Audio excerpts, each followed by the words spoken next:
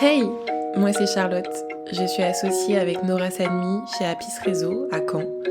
Notre mission, c'est de booster les inspirés de notre ville.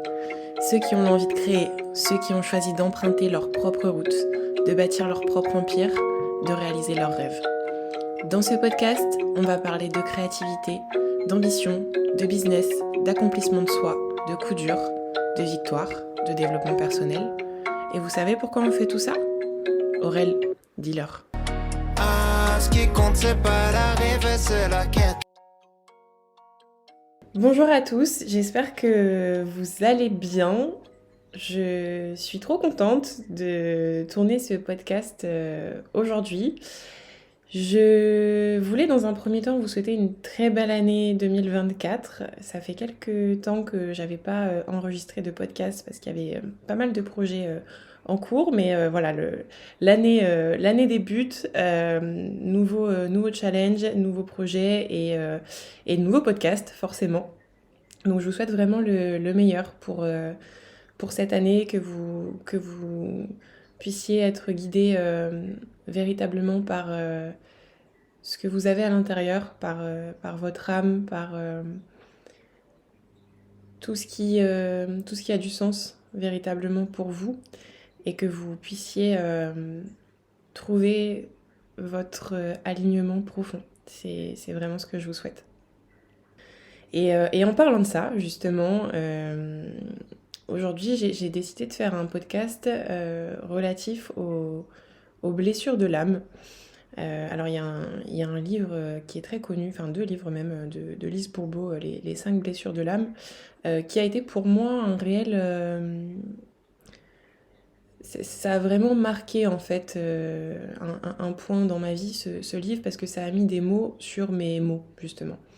Et j'avais envie de vous en parler aujourd'hui, parce qu'il me semble que c'est capital de voir à quel point nos blessures peuvent impacter notre vie professionnelle et personnelle. Et j'avais envie de pouvoir vous donner quelques clés à ce niveau-là, puisque moi j'en avais pas conscience au début de ma quête personnelle, que j'étais en quelque sorte dirigée par certaines blessures qui étaient en train d'orchestrer en coulisses mes réactions. Donc, les 5 blessures de l'âme, par Lise Bourbeau justement, elles sont donc, pour les citer, le rejet, l'abandon, l'humiliation, la trahison et l'injustice. Donc ça, c'est en fait des blessures qu'on a tous en nous, par notre vécu, par notre éducation, les événements qu'on a pu vivre, les traumas potentiels qu'on a à l'intérieur de nous. Donc première chose, il faut savoir qu'on les a tous. On les a tous, par contre, à des degrés différents. Donc on peut voir ça un peu comme un mur de... Non, c'est pas un mur de mixage qu'on dit. Un DJ, voilà, qui a des curseurs, en fait, différents. Et en fait, certains vont avoir le curseur du rejet hyper haut, d'autres, ça va être l'abandon, d'autres, ça va être l'humiliation, etc. Et donc voilà, ça c'est un fait. La question, vous allez me dire, alors, ok, mais comment, en fait, ça impacte ma vie, comment ça impacte mon business ? En fait, de manière très pragmatique, tu vas réagir en suradaptation à ces dernières, donc par rapport à tes blessures. Donc, même si tu penses être libre, en fait, tu ne l'es pas, parce que tu vas vraiment recréer des schémas qui t'amènent dans ces blessures-là.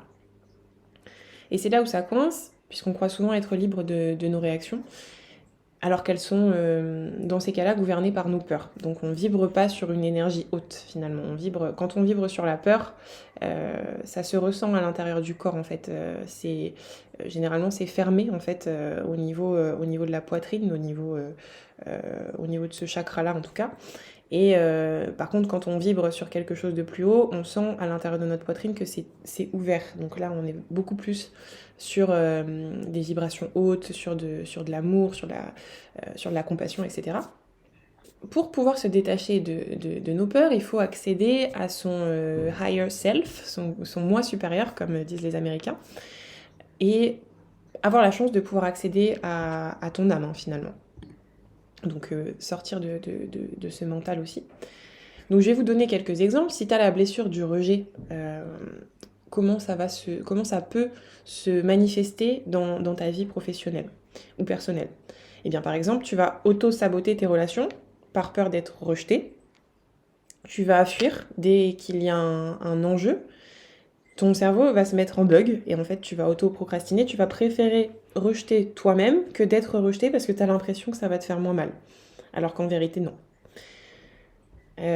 Exemple de la blessure de l'abandon, tu vas paniquer en fait dès qu'un de tes collaborateurs te répond pas rapidement, tu vas être colérique auprès de ton nouvel ami parce qu'il vit ses activités et passions et toi en fait tu te sens abandonné, t'arrives pas à trouver ta place.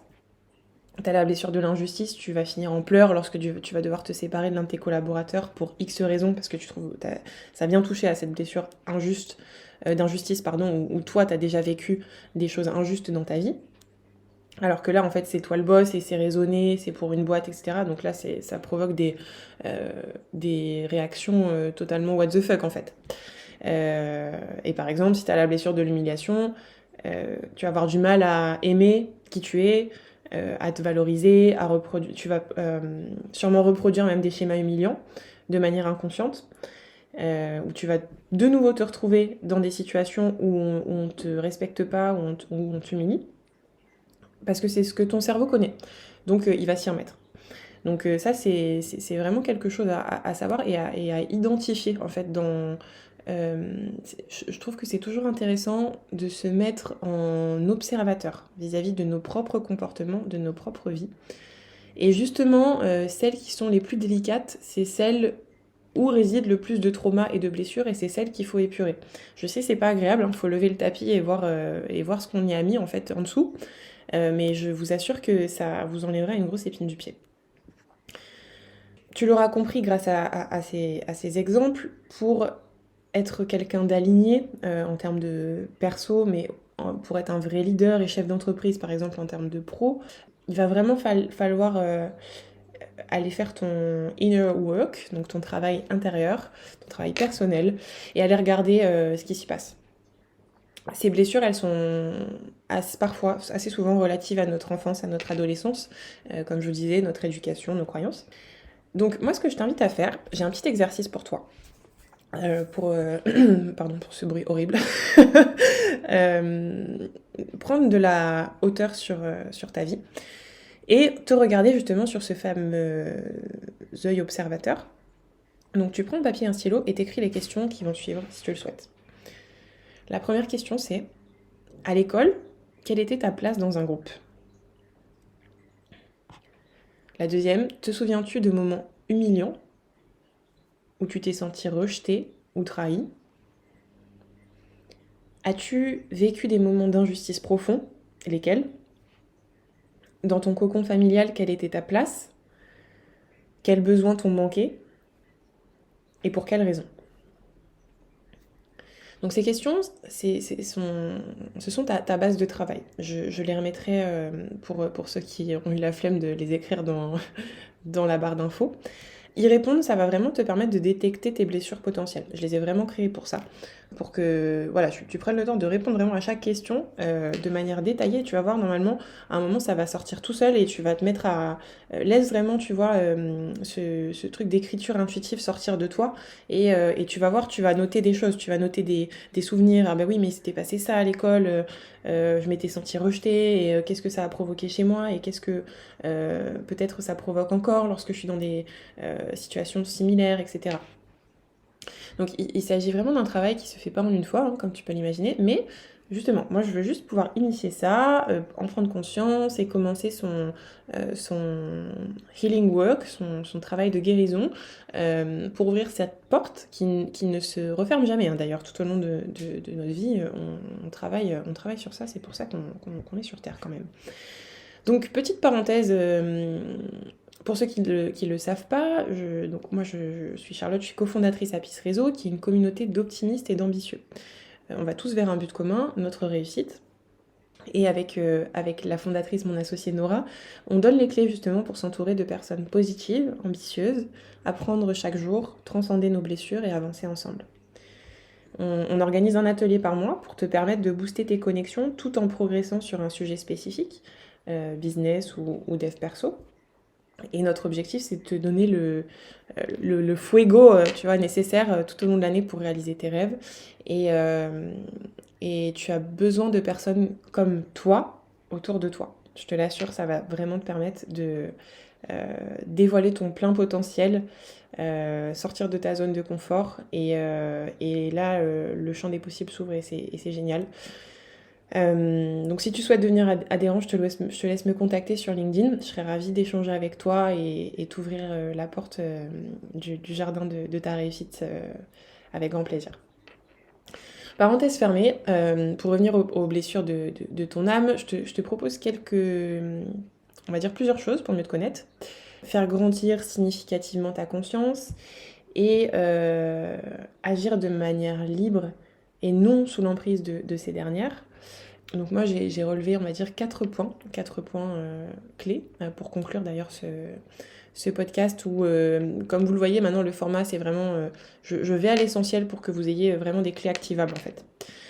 Donc le premier point, c'est effectivement répondre aux questions dont je t'ai parlé un peu plus tôt et trouver quelles sont tes blessures de l'âme. En tout cas, liées à la réponse de ces questions, tu vas déjà avoir pas mal de réponses. Ensuite, je t'invite si tu as envie d'aller plus loin, à lire le livre justement, les 5 blessures de l'âme, pour bien comprendre le process et de quoi on parle. Il est très complet, il est en plus étonnant parce qu'il vient même donner par exemple des traits physiques des personnes qui ont X blessures, parce que oui, ça se répercute physiquement. Voilà, et puis donc 3e point, je te propose d'observer tes réactions de manière générale, de vraiment te positionner comme un propre observateur de ta vie, de ne pas prendre les choses personnellement. Observe encore plus les situations dans lesquelles tu es mal à l'aise, tu es énervé, tu souhaites t'enfuir, parce qu'elles font en réalité partie de la clé. Chaque problème est en fait une solution et une délivrance déguisée, véritablement.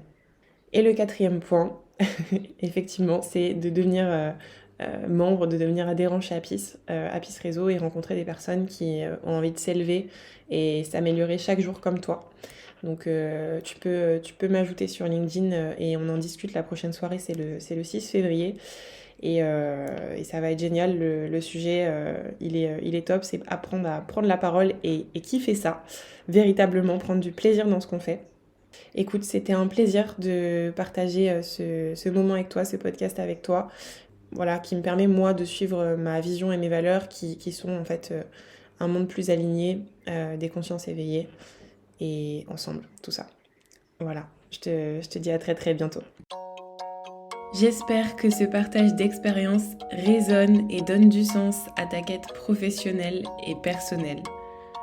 Pour donner de la visibilité et inspirer un maximum de créateurs de leur destinée, n'hésite pas à laisser un commentaire ou mettre 5 étoiles au podcast. Quant à nous, on se retrouve très vite pour un nouveau sujet. J'ai déjà hâte de vous retrouver. À très bientôt les inspirés.